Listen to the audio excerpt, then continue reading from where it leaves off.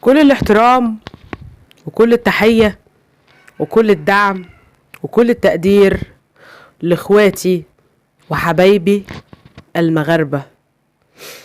طبعا المغرب الأول عربيا وعالميا وأفريقيا، ما شاء الله، والأول على العالم وبجدارة، يعني ما شاء الله بجد. مخليين نفسهم في القمة والأول على العالم وبجدارة. النهاردة المنتخب المغربي للفوتوسال بيقدر يكسب فرنسا من 3 أيام بنتيجة 6 أهداف مقابل هدف واحد. بيقدر يكسب المنتخب الأسباني 5-1. بيقدر يكسب المنتخب الهولندي ما شاء الله. بيقدر يكسب منتخب فيتنام. بيقدر يكسب منتخب العراق. يعني حاجة ما شاء الله. المنتخب المغربي عدى حدوده، بيقدم كورة عالمية رائعة خيالية. اما تكسب اسبانيا المصنف الثالث عالميا يبقى انت عبقري، وخصوصا انت مصنف السادس عالميا. في بقى حاجة، انت كده بتهدد جميع الخصوم، بتقول لهم انا المنافس الاقوى. قبل ما اتكلم بقى على مباراة فرنسا واسبانيا وانجلترا وهولندا، كمية المباراة الودية اللي المنتخب المغربي ما خسرش فيها الا مباراة واحدة، المنتخب الاسباني بنتيجة 4-2 وخسر منه، وبعدها باسبوع واحد قدر يكسب اسبانيا 5-1، رد كرامته في ثانية. كلنا عارفين يوسف جواد وعبد العزيز كانوا لعيبة 2 ثنائي غابوا عن المباراة. طبعا يقولوا لك ان اللعيب يوسف جواد واحد من ابرز اللعيبه في المنتخب الاسباني، لعيبه بكل صراحه وبمنتهى الامانه، يعني متالقه ومتميزه ولعيبه رائعه. عاوز اقول بقى حاجه مهمه جدا جدا.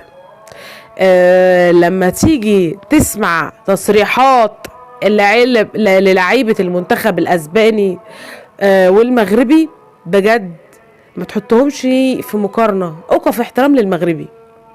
ولما تيجي تسمع الصحافة الأسبانية بنفسها والصحافة الهولندية والإنجليزية للفوتوسال بيقولوا على المغربي، اللاعب المغربي ايه، بكل فخر وصراحة، اقف هنا. لعب المنتخب المغربي وأداؤه يعني رائع، ولعبهم يوسف جواد قال تصريح خطير، اول مرة بجد نسمعه من اللاعب ده. شوفوا انا بقول لحضراتكم كلام مهم، اول مرة في حياتي اسمع التصريح المهم ده. ايه هو؟ من اللاعب العربي. يعني ايه الموضوع؟ هو التصريح ايه اللي فيه بالظبط؟ حسستنا ان قال كلام كبير. اسمعوا بقى وشوفوا التصريح، وده تصريح تاريخي. الراجل بيقول ايه؟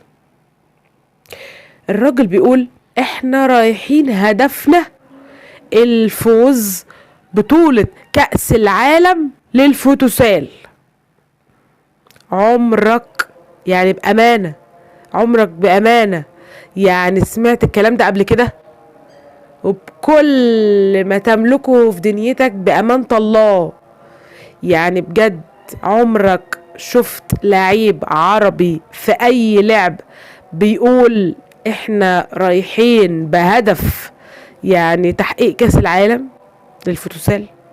أنا عمري ما سمعتها بصراحة. لما التصريح ده ويتقال تصريح احنا بنمتلك افضل مدير فني في العالم واحنا افضل منتخب في العالم، احنا كده كسبنا اسبانيا وهولندا وفرنسا وانجلترا بكل سهولة. لا معلش بقى، اقف هنا. دي تصريحات نارية وقوية، يعني تصريحات ما تطلعش الا من لاعب قوي، لعيب هو عارف هو بيقول ايه. وعلى فكرة اوعى تفتكر يعني ان هو كلامهم بيقولوا اي كلام. سهلة قوي مثلا اقدر اطلع اقول لك اخد كاس العالم وانا ما بفهمش، سهلة. ولكن ده بيتكلم بثقة، ثقة جامدة. وكمان الصعب لما اكون منتخب قوي وانضم لكاس العالم. ابرز مثال ميسي، مثال اهو. ميسي ماله؟ طلع قال ايه؟ طلع قال ان المنتخب الارجنتيني يعني مش هرشحه لكاس العالم.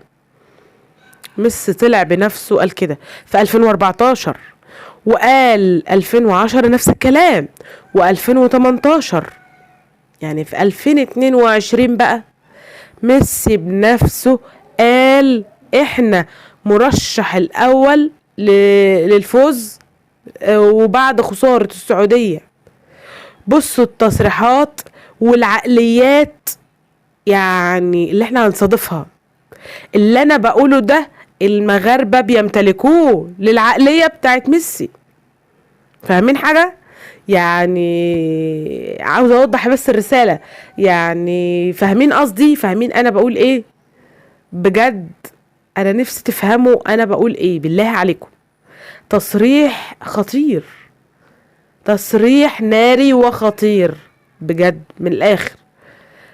مين بيقول التصريحات النارية دي؟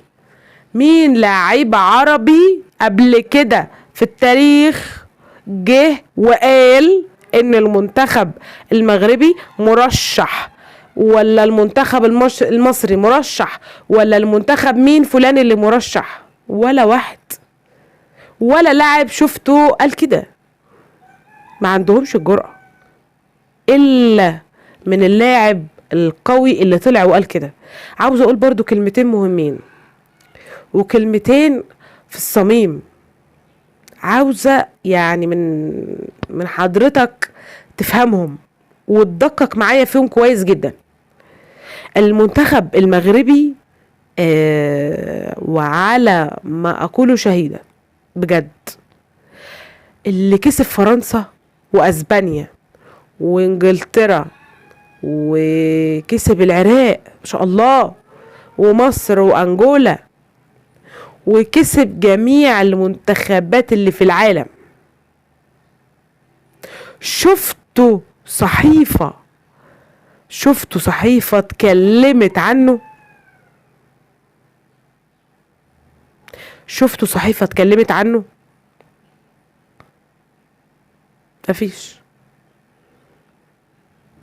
شفتوا عمركم صحيفة اتكلمت على الانجاز ده؟ اتحدى اي حد لو صحيفة واحدة حد عرضها لي اتكلمت على الانجاز بتاع المغرب. ولا منتخب يقدر يعمل اللي المغرب عملته. كل ده الناس بتحقد من المغرب، والناس بتفتكرها لا شيء. احب اقول لكم المغرب اصبحت كل شيء بالنسبة للكرة، لكرة القدم، وأدائهم لفوق الرائع الذي حير جميع العالم. تابعوا الفيديو لنعرف تعرفوا بقية التفاصيل. اتمنى الاشتراك في القناة وتفعيل زر الجرس. بالله عليكم اخواتي فضلا وليس امرا حطوا لي لايك وصلوا على سيدنا النبي.